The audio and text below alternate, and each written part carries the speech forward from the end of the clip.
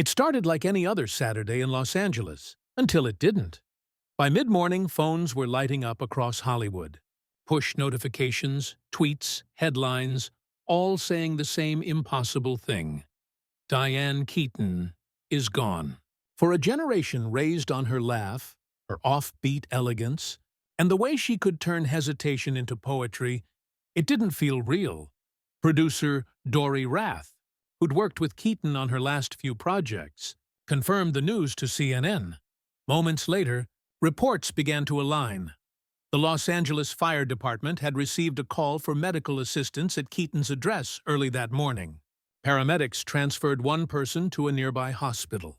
The LAPD wouldn't comment. The medical examiner had no record yet.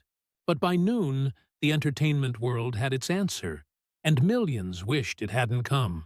She was 79, still vibrant, still working, still posting photos of dogs, architecture, and her beloved hats on Instagram just weeks ago. And now, silence. It's hard to capture what Diane Keaton meant to the screen. She wasn't just an actress. She was an attitude. The woman who made awkward charming, who turned timidity into timing, who showed the world that comedy didn't have to be loud to be unforgettable. Hollywood lost a giant that morning, but her story didn't end in tragedy. Because long before the awards, the outfits, and the la-di-da that became legend, Diane Keaton began her journey with one quiet act of rebellion that would define everything she stood for. And that's where her story truly begins. She wasn't born into glamour. She built it piece by piece, from observation, imagination, and a little defiance. Diane Hall entered the world in 1946, right in Los Angeles, the city that would one day carry her name in lights. But it wasn't Hollywood that first taught her how to perform. It was her mother. Dorothy Hall, a homemaker with a camera and a dream, spent her younger years competing in local pageants. She'd glide across stages in small-town auditoriums, wearing hope like a crown. Little Diane would sit in the crowd, eyes wide, watching the curtains part and her mother step into the spotlight. And something inside her clicked. Years later, in an interview, Keaton recalled that exact moment. There she was in the theater, and I thought, I'd like that for myself. That spark, seeing possibility in performance, never left her. By her early 20s, she'd left home and dropped her last name. Hall was too plain, too expected. Keaton, her mother's maiden name, felt like an act of reclamation. It sounded classic, maybe even defiant. And soon, Diane Keaton took her first big swing, on Broadway. The show was Hair, a cultural explosion that defined the late 1960s. It was wild, controversial, and unapologetically naked. Literally. But Diane refused to strip for the infamous nude scene, even though it meant losing a $50 bonus, a small fortune at the time. She didn't flinch, didn't explain, didn't apologize. In a decade obsessed with rebellion, her quiet no was the loudest protest of all. That moment told Hollywood everything it needed to know about Diane Keaton.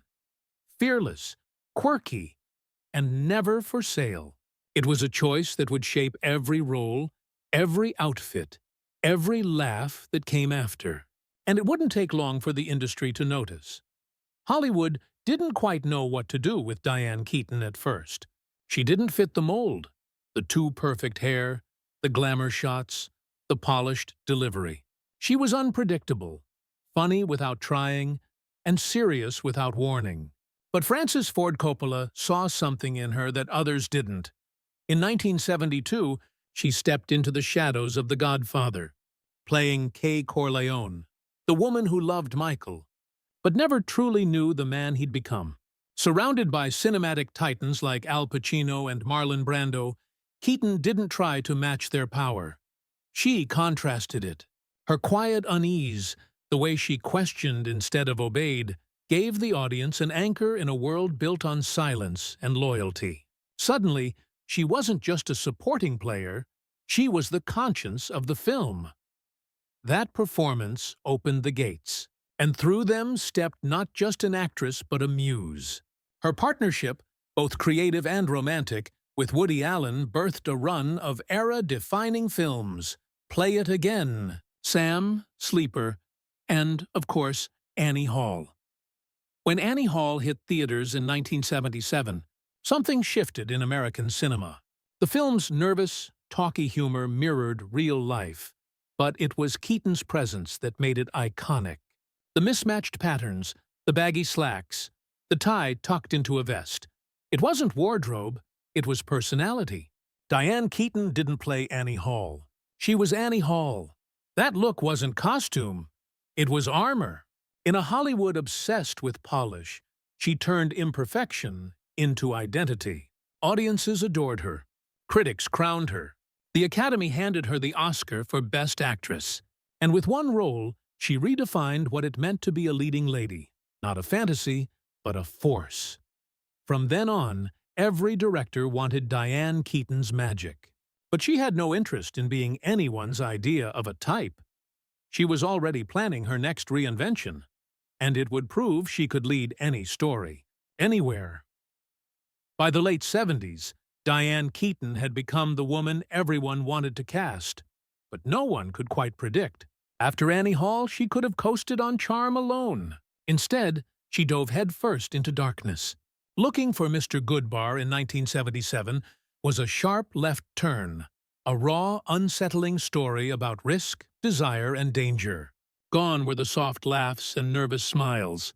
In their place stood a woman wrestling with identity and survival. It was uncomfortable. It was daring. It was Diane Keaton saying, "Don't box me in." Then came Reds in 1981, opposite Warren Beatty, a sweeping political love story set against revolution. Keaton transformed again, this time as journalist Louise Bryant, caught between conviction and chaos. The role earned her another Oscar nomination, proving she could carry a film of any weight, any tone, any decade. She wasn't just an actress anymore. She was a storyteller, building emotional truth from every line, every pause, every glance. But Keaton wasn't done surprising people. In 1987, she flipped the script again with Baby Boom. One minute, she was a powerhouse advertising executive. The next, a single mom drowning in formula and deadlines. The comedy was sharp, the timing perfect. But underneath the laughs was something deeper. A portrait of womanhood colliding with ambition. Keaton didn't just make audiences laugh. She made them feel seen. It was this elasticity, this ability to swing from heartbreak to hilarity without losing a beat, that made her untouchable. Through every role, she carried the same message. Intelligence was beautiful, vulnerability was strength, and humor was survival. And just when critics thought she'd reached her peak, Diane Keaton would do something else entirely. She'd build an empire of sisterhood that no one saw coming. By the mid-90s, Diane Keaton had already spent 2 decades reinventing what it meant to be a leading woman. But in 1996, she didn't just reinvent herself, she helped rewrite the rules for everyone else. The First Wives Club hit theaters like a champagne cork popping at the end of a long, unfair party. Alongside Bette Midler and Goldie Hawn, Keaton played one of 3 women whose husbands had traded them in for younger models, and who decided, with wit and style, to fight back. It was more than comedy. It was vindication wrapped in white suits and perfect timing. Audiences roared. Women cheered. The film soared to $181 million at the box office, stunning an industry that had long claimed movies led by women over 50 couldn't sell. Hollywood's rulebook cracked that day, and Diane was right there on the front page. Proof that age, grace, and humor could still fill seats and spark revolutions. That same year, she shifted gears again with Marvin's Room, sharing the screen with Meryl Streep and a young Leonardo DiCaprio. The story of 2 estranged sisters forced to confront illness and forgiveness earned her yet another Oscar nomination. It wasn't flashy or loud, it was quietly devastating. And once again, Diane Keaton delivered truth without pretense, making pain look human, not heroic. She had become the rarest kind of Hollywood figure, one who could make you laugh until your sides hurt, then cry without warning. She wasn't chasing trends. She was setting emotional tone. But the next decade would remind the world that laughter could heal, and Diane Keaton knew exactly how to serve it. The 2000s belonged to a different kind of Diane Keaton, the matriarch of modern romantic comedies. In 2003's Something's Gotta Give, she stole every scene opposite Jack Nicholson, turning a middle-aged love story into something timeless. Her chemistry with Nicholson was electric, chaotic, funny, and tender all at once, and her emotional vulnerability earned her yet another Oscar nomination. And then, just to keep things interesting, she shared screen time with Keanu Reeves, creating an unlikely triangle that proved love stories didn't have an expiration date. She followed that success with The Family Stone in 2005, a bittersweet Christmas film that showcased her softer, maternal side. Then came Book Club, first in 2018, then again in 2023, where she joined Jane Fonda, Mary Steenburgen, and Candice Bergen to celebrate aging not as decline, but as freedom. And even into her 70s, she wasn't done.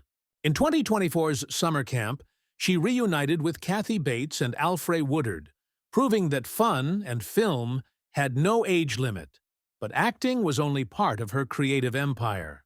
Diane directed Unstrung Heroes in 1995, a tender drama that earned critical praise, and later Hanging Up in 2000, which she also starred in.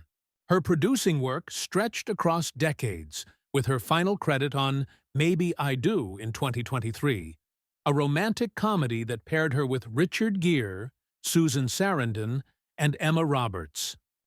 Even in her 70s, Diane Keaton didn't slow down. She multiplied.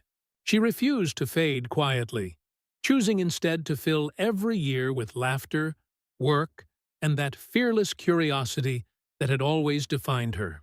Behind the blazers and the bravado, Diane Keaton carried a heart that was both wildly independent and deeply tender.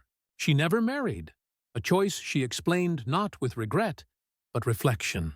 She often said it traced back to her mother, Dorothy, the same woman who'd inspired her to step into the light. She had 4 kids, and I was the firstborn, Keaton once said. I saw how much she gave up. I didn't want to give up my independence. That wasn't cynicism. It was honesty. In a world that defined women by who they married, Keaton built a life defined by what she created. And yet, her story took a beautifully unexpected turn. In her 50s, when most stars were slowing down or fading from the spotlight, Diane Keaton became a mother. She adopted 2 children, Dexter and Duke, and found herself learning a new kind of vulnerability, the quiet fear and boundless love that come with parenthood. The shocking thing is that I worry differently now, she told Life magazine in 2005. Before kids, if I worried, it was only about myself. But that's all you do as a parent. Worry without letting them know you're worried. It was classic Keaton. Warmth wrapped in wit, truth softened by humor. And when asked why she never tied the knot, she once laughed and admitted, by the way, no one ever asked me to marry them either. So that might be a good answer. It was self-deprecating, charming, and entirely her. Motherhood didn't change Diane Keaton's identity. It expanded it. She didn't trade her independence for family. She wove them together, proving that life doesn't have to follow a script. Even her love story was unconventional. Not about romance, but about devotion to her craft, her children, and the small, extraordinary joys of simply being alive. In her final years, Diane Keaton radiated something few stars ever find: a quiet wonder for simply existing. She'd long stopped chasing Hollywood's approval. She'd already earned something deeper: authenticity. In interviews between 2015 and 2021, she spoke with childlike amazement about the ordinary beauty most people overlook. At this age, she told AARP magazine, everything seems much more astonishing. Like, oh my goodness, look at that sycamore tree. Why didn't I see that before? There's a magical aspect, a wonder, to being on this planet. That was Diane Keaton in essence, a woman who could turn a tree, a laugh, a crooked smile, or a pair of vintage gloves into a reason to love life again. She was never trying to be anyone's idea of glamorous. Her elegance came from curiosity, her humor from humility, and her courage from the refusal to be anything but herself. From the fearless girl who said no on Broadway, to the Oscar-winning icon who turned awkwardness into art, Diane Keaton reminded the world that individuality isn't rebellion. It's freedom. She didn't just entertain, she liberated. Her fashion reshaped femininity. Her characters redefined vulnerability. And her laughter, bright, unfiltered, contagious, became the sound of self-acceptance. Hollywood may have lost a legend, but what she left behind can't fade. Her hat, her laugh, her truth. They'll echo every time someone chooses authenticity over approval, or laughs at themselves instead of pretending to be perfect. So as we say goodbye to the woman who made La-Di-Da immortal, one question lingers. What's your favorite Diane Keaton moment? Let us know below, and celebrate her the way she lived, boldly, honestly, and with just the right touch of wonder.